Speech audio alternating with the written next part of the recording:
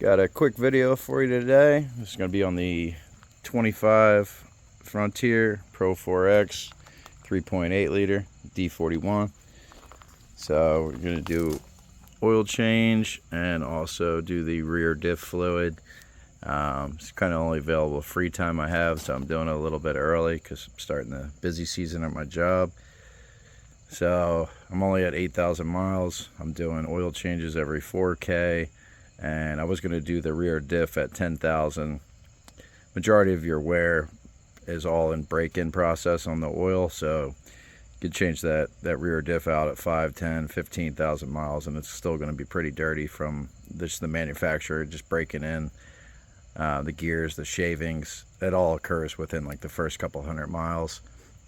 So then after that, after the rear diff, I'll do that probably annually or every like 15 to 20,000 miles. So 75-90 for the rear, and then, you know, for the oil, engine oil, some guys are using 5W30. I went with the extended warranty, so I'm going with the manufacturer with the OW20 and early oil changes. But I've got a couple friends that own the same vehicle, and they are using 5W30 for 60,000 miles, some of them, and there's no issues with that. I'm only just staying with OW20 for warranty reasons, but there's pretty much everything you would need. 14mm socket, oil. You do not need thread sealant, but I like to use it for the rear diff on the drain and fill plugs. Not need it, but doesn't hurt either. Also going to need extension, and let's get to it. So first is first. Got the car up on ramps. You could jack it up, the truck. You got 4 14mm for the skid plate. You take that off, or you could start with your oil pan, which is right there, which is a 14mm. So if you're looking at the passenger side tire and your bolts for your skid plate, just follow those straight back, and that is going to be your oil pan. That is 14. Make sure you pick up the crush washers. You can get these at the dealer. Usually they'll give you one for free when you buy the oil filter. If not, this is $6 on Amazon. So that is the brand right here. It's like $6 or $7. All right, so let's get started. Let's hit these out.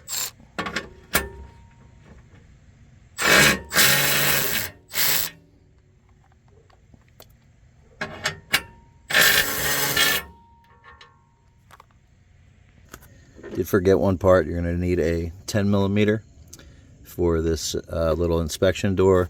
This is how you access your oil filter.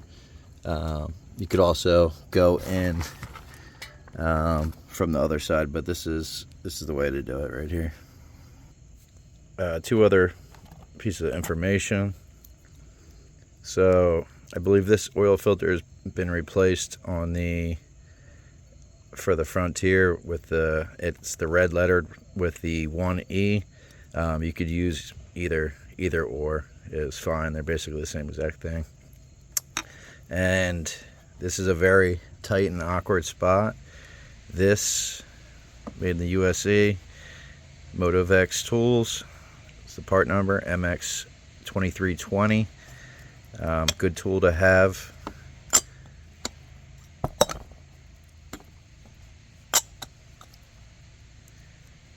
Oil filter wrench, 3/8 drive. You should only put these on hand tight so don't go crazy tight, but they can be very difficult to get off. Just a warning, especially the first one. Your factory oil change, that first one could be tight, so don't overpower it. Crack these loose.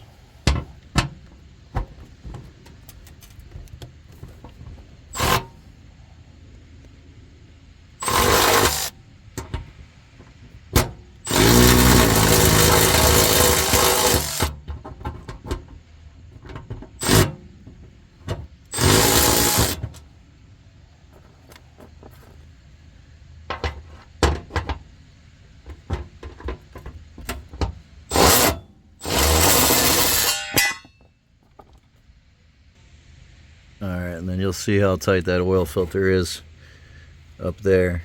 They got it up there pretty good. So we are going to open up the drain plug now and drain this oil out.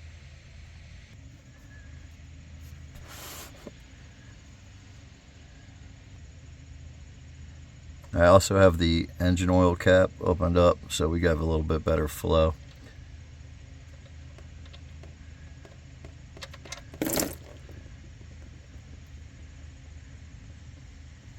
Alright, I'm going to let this drain out. Replace my crush washer. Alright, so I used a small screwdriver, pried up the copper washer, and then this will screw off lefty-loosey. And this is how it goes on. See, there's that notch, that cut. And then you just screw this on clockwise.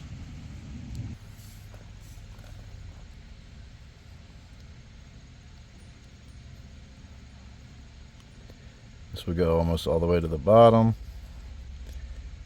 It's down there like so. And then when you put it onto when you screw it onto the oil pen, it will go on and compress in. Alright, my oil filter came right off. I didn't put it on real too tight, so I couldn't show you exactly using the wrench, but that's a good thing to buy. When you do remove your oil filter, always make sure you have your rubber gasket still attached to your oil filter, and you're not going to do a double gasket situation. So visually look up there, or just look right here. Make sure you still have that rubber O-ring right there. Letting that all drip. We are going to put this on. I believe the range is from 22 to 29 foot-pounds. I set it usually at 28, 29 foot-pounds. Doesn't have to be crazy tight. There's the setup from last time I did it. 29.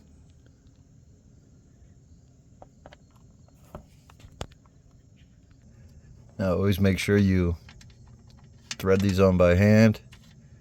Make sure it goes on nice and smooth. You're not cross-threading it. It's the main reason why I don't ever let anybody work on my vehicles. Stuff like this. Cross-thread will really irritate me. So you'll feel the crush washer sliding up, and we'll torque it down. So I just got it down with the new Icon G2. Pretty nice ratchet for the money. I didn't have two hands to do it, so anywhere from 22 to 29, 25, 26 foot-pounds is probably perfect. Most oil filter drain plugs are usually around that 30 foot-pound mark. Alright, so then take a little oil, pre-fill your oil filter a little bit, and take your finger, lubricate the O-ring. That will help you out on the next oil change. Alright, and then we will twist this on. This is going on clockwise. Remember, you're going to want to feel it. It's going to basically come to almost a stop, and then it's about a half turn from there.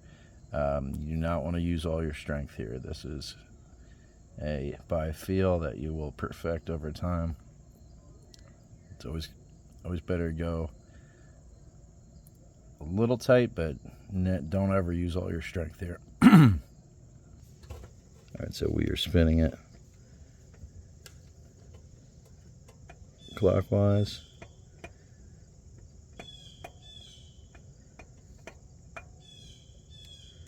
Now it's starting to snug up.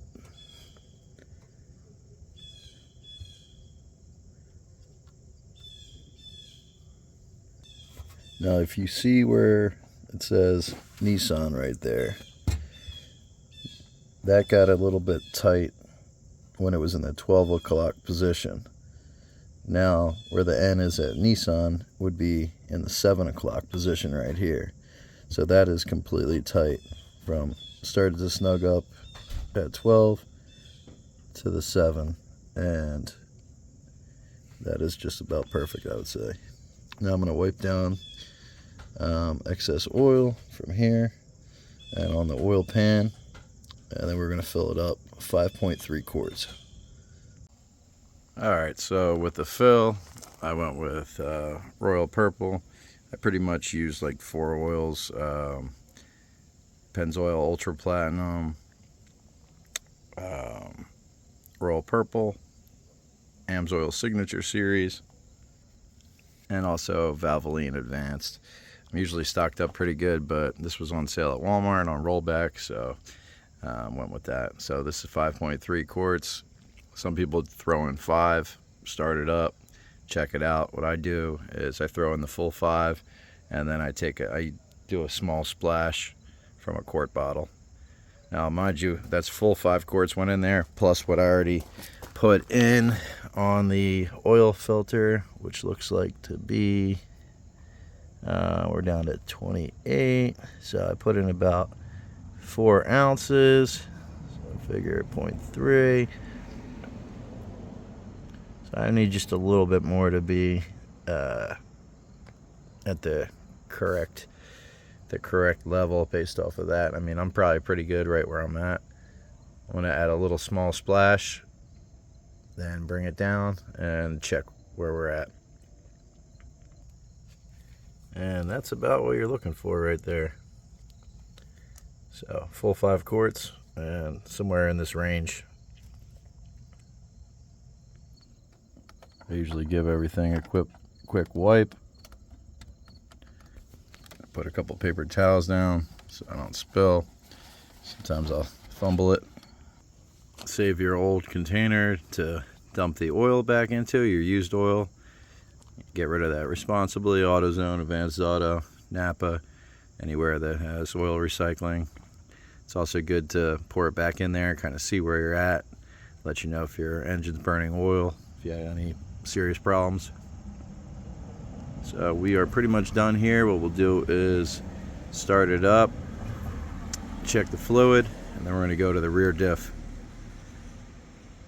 Now is also a good point. Once you start the vehicle, make sure you got do a double check. Oil cap, engine oil cap is on, that oil filter is good, drain plug is tight.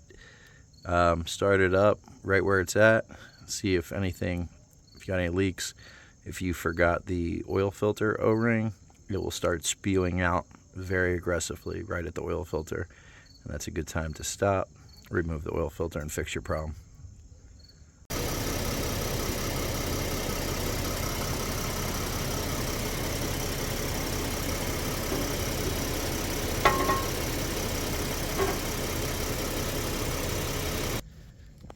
These 10mm bolts for the inspection door, they just need to be hand tight.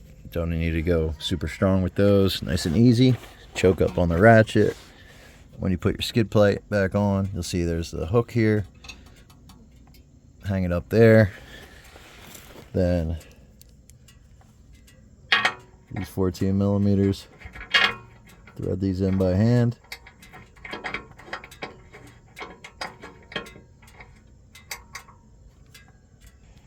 Alright, you may need to keep these all a little loose before you go tightening them down. Put them in a little bit, then work on each side, and then you'll be good to go. I just zip these in with the electric ratchet, and then maybe went 1/8 to 1/4 of a turn past that. Alright, so here we are with the rear diff. Okay, for the rear differential, I believe it holds 2.1 quarts, but I have several of these, so we're going to find out together. You can use Permatex thread sealant, PTFE. Some people might use Teflon tape on the plugs.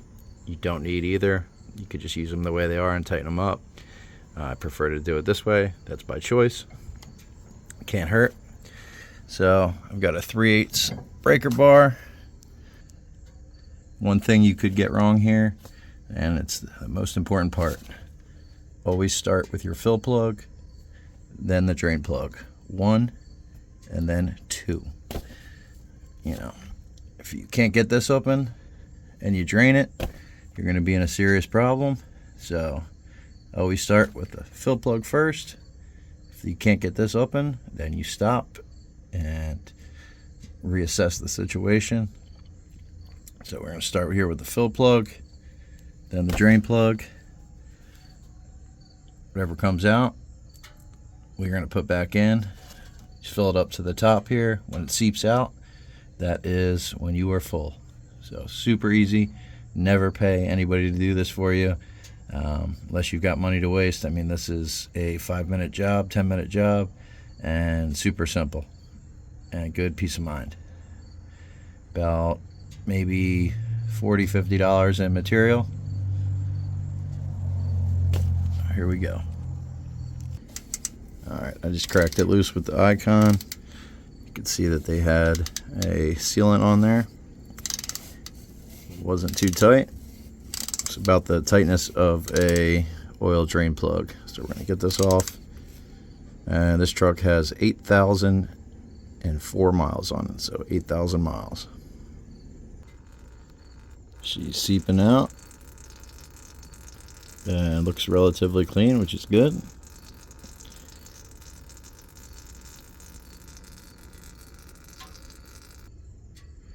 Alright, got that loose with 3/8.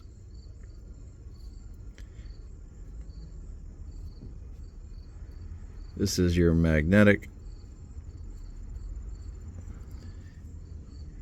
This is the one that's very important to inspect.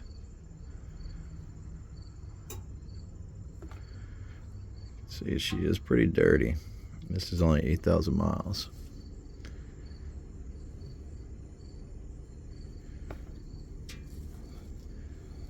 But that is what you are looking for. This is a Dana rear, and that is perfectly normal. You just don't want any big chunks. These shavings are what you get. This is break-in on the gear, and this is exactly how you want to see it. So, that's your fill plug. Magnetic is your drain plug. Now I'm going to clean these off, and then I'm going to add the thread sealant on it. Alright, gave those a quick wipe down. See the magnet on your drain plug. Now I'm going to apply the thread sealant. Alright, I went a little overboard there. Definitely not needed, but I went a little crazy there. Some people will squirt a little bit of new fluid in the top drain plug just to do it like as a rinse.